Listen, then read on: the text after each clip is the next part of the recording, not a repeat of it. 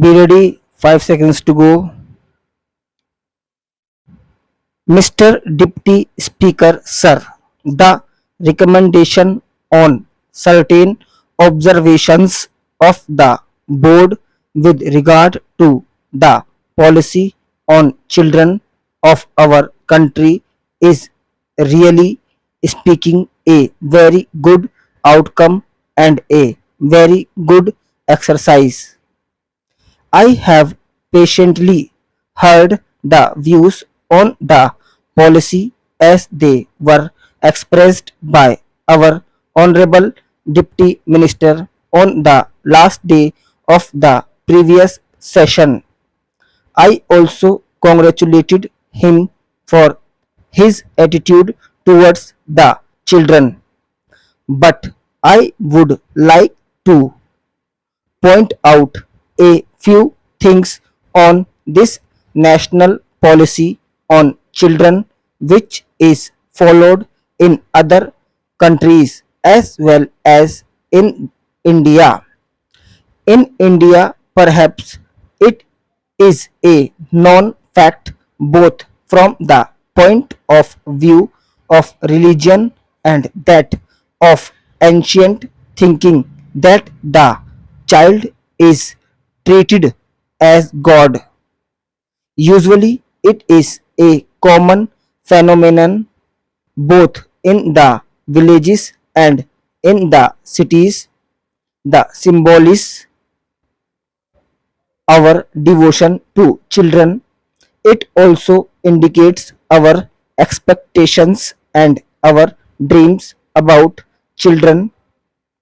I could really appreciate that when we were under the British rule, we could not evolve a suitable policy in relation to children with a view to improving their conditions. But we are now a free country. After taking oath as the Prime Minister of Free India, Jawaharlal Nehru never forgot to mention something about the children of India whenever he spoke, whether on the occasion of Republic Day, Independence Day, or any other occasion. He thought that the country could have been built much more constructively if the children had been given sufficient care and they had been made to feel that they were partners in all our work. This was also the thinking of Lenin in Soviet Russia. Immediately after the revolution, Lenin used to speak about children on all occasions and say that they should be given due care. This resulted in the formation of the Young Pioneers Group for children between the ages of 6 and 14 in Soviet Union and other socialist countries. In all the socialist countries, this group is recognized, engineered, financed, and administered by the governments and given highest priority in the matter of development. Similarly, measures have been undertaken recently in Iraq also. While I was there recently, I could see that they have adopted the same policy. The first priority is given to them by that country. In our country, many organizations do take care of the children. Voluntary organizations and the state governments do provide them with many facilities. The recommendations are very nice. If we read them, they appear to be much more constructive than even the young pioneer groups programs in the Soviet Union. But in actual practice, nothing has been done because of lack of funds. If everybody receiving a salary or paying income tax, wealth tax, gift tax, or vehicle tax is requested to participate in the endeavor to raise resources for children, nobody will object. If the general masses pay 5 paise per individual per year, we can have a very sizable budget and a very constructive and comprehensive policy, both at the center and in the states.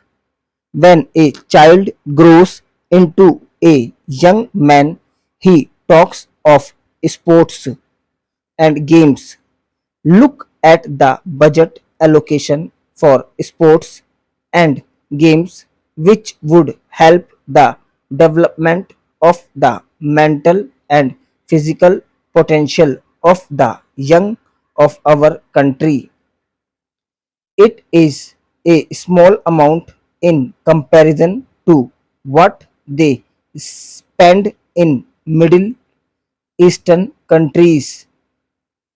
In a country having 100 crores of people, that is the second large population in the world, children and youth are not given any financial expenditure support by the government.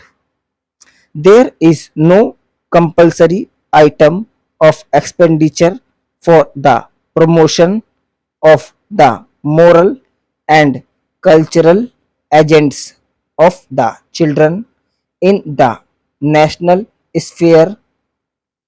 This work had to depend on some social organizations.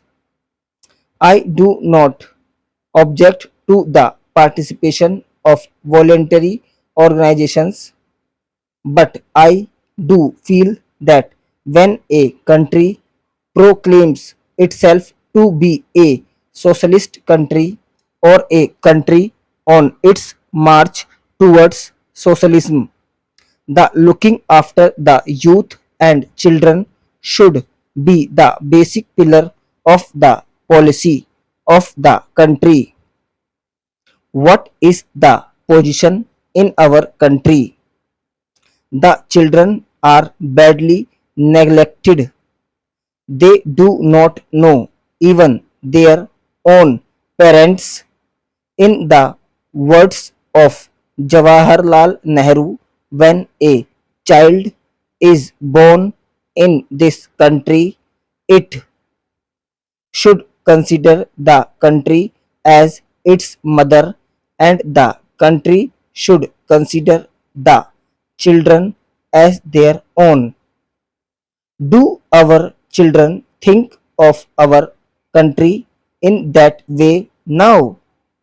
Today, the looking after of children is done by the father of a church because they feel that is the way to serve God. Sometimes we give them prize or we recommend their names to the United Nations organization or other authorities for the award of Nobel or some other prize. But do you think that a country like ours should depend on a father of a church for the welfare of our children? The moment a child is born in our country, it should be the responsibility of the country under our constitution and the rule of law as it obtains today.